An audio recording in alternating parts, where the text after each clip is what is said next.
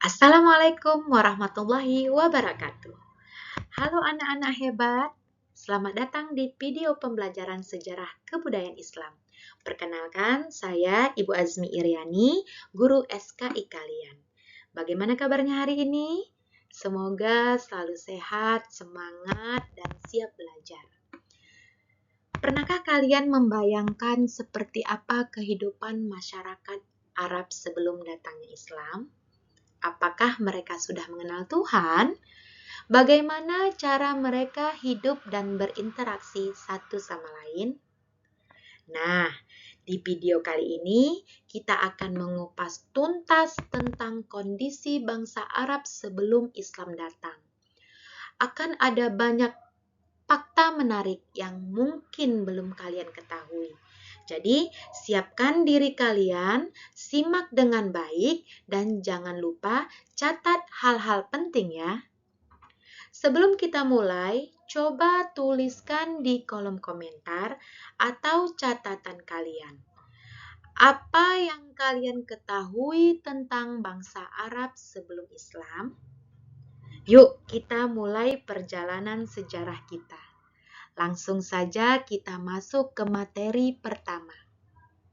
Di materi pertama, kita akan membahas kondisi bangsa Arab sebelum Islam. Di sana kita jumpai ada struktur sosial, sistem politik, kemudian keyakinan agama, adat istiadat, dan perkembangan kesenian. Baik, kita masuk ke struktur sosial dan ekonomi jahiliyah. Di sana ada sistem kesukuan. Sistem kesukuan sangat dominan. Ini mempengaruhi stabilitas sosial. Maksudnya apa? Masyarakat Arab terbagi dalam suku-suku yang sangat berpengaruh dalam kehidupan sosial dan politik. Lanjut. Ada namanya stratifikasi sosial. Ada bangsawan, pedagang, dan budak. Ini berdampak besar pada kehidupan.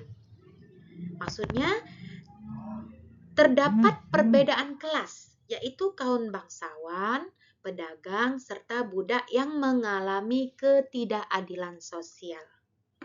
Nah, kemudian ada yang namanya kegiatan ekonomi. Perdagangan dan pertanian terbatas. Perampokan juga menjadi sumber penghasilan. Maksudnya apa? Perdagangan menjadi sumber utama ekonomi mereka, terutama di kota Mekah. Pertanian terbatas, dan sebagian suku mengandalkan perampokan sebagai mata pencaharian. Nah, kemudian kita masuk ke sistem politik dan kekuasaan. Di sana bisa kita lihat ada namanya otonomi suku. Tidak ada pemerintahan pusat yang kuat. Setiap suku memiliki otonomi.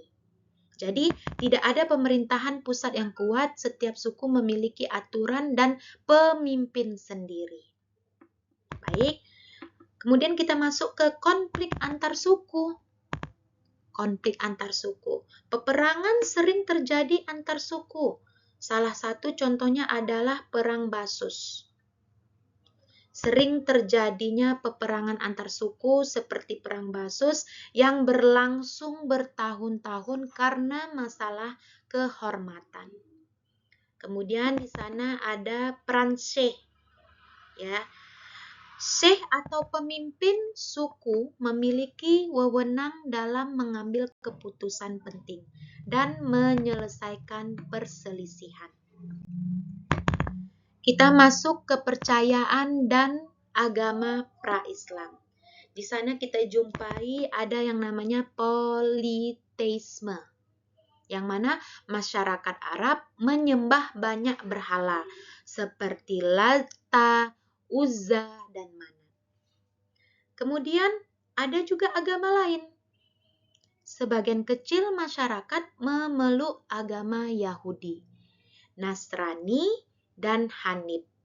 Hanif itu apa? Ajaran monoteisme Nabi Ibrahim. Kemudian ada namanya ritual keagamaan. Mereka melakukan ibadah haji ke Ka'bah, pengorbanan hewan, serta praktek dokumen.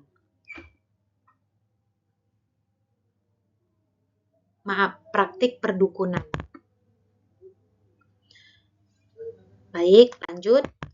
Kita masuk ke adat istiadat dan tradisi jahiliyah. Nilai utama, keberanian, kehormatan, loyalitas terhadap suku sangat dijunjung tinggi. Kemudian mereka mempunyai tradisi jahiliyah. Kebiasaan negatif seperti pembunuhan bayi perempuan, perbudakan, dan perjudian umum terjadi. Kemudian sistem perkawinan. Bentuk perkawinan beragam, termasuk beberapa yang merendahkan martabat perempuan. Baik, kita masuk ke perkembangan kesusastraan Arab. Di sana kita bisa lihat ada syair. Syair atau sastra berkembang pesat dalam bentuk syair dan menjadi media utama ekspresi seni. Kemudian ada mu'allaqat, yaitu syair terbaik digantung di Ka'bah sebagai penghormatan.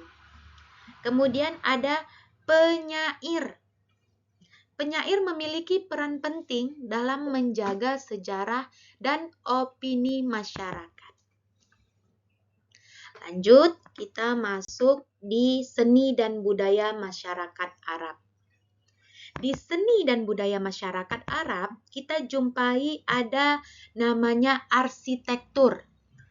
Arsitektur di sana bangunan-bangunannya sederhana, seperti tenda bagi kaum nomaden dan Ka'bah sebagai pusat keagamaan. Kemudian ada namanya kerajinan tangan. Kerajinan tangan yang mereka buat seperti pembuatan senjata, perhiasan, dan peralatan rumah tangga di sana berkembang pesat.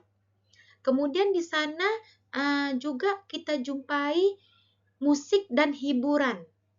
Ada nyanyi-nyanyian, tarian, dan perlombaan sering diadakan untuk hiburan. Baik, kita masuk ke signifikansi memahami kondisi Arab pra-Islam. Nah, ini terbagi menjadi 3 bagian, yaitu konteks Islam, perbaikan, dan perbandingan. Yang pertama, konteks Islam. Konteks Islam memahami latar belakang sosial sebelum Islam membantu memahami ajaran Islam. Kemudian kita masuk ke perbaikan.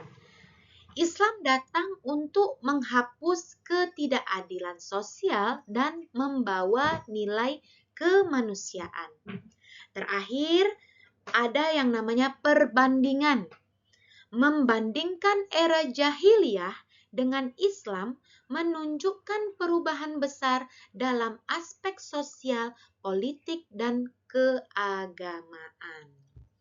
Nah, demikianlah pembahasan kita tentang kondisi bangsa Arab sebelum Islam, sebuah masyarakat yang penuh dengan tradisi, namun juga diliputi berbagai tantangan sosial dan spiritual. Dari keadaan inilah cahaya Islam datang sebagai rahmat bagi seluruh alam. Semoga apa yang kita pelajari hari ini semakin menambah wawasan dan kecintaan kita terhadap sejarah Islam. Jangan lupa untuk terus belajar, menggali hikmah, dan mengambil pelajaran dari sejarah untuk masa depan yang lebih baik. Sampai jumpa di pembelajaran berikutnya. Tetap semangat, tetap belajar, dan semoga Allah senantiasa membimbing kita dalam setiap langkah. Wassalamualaikum warahmatullahi wabarakatuh.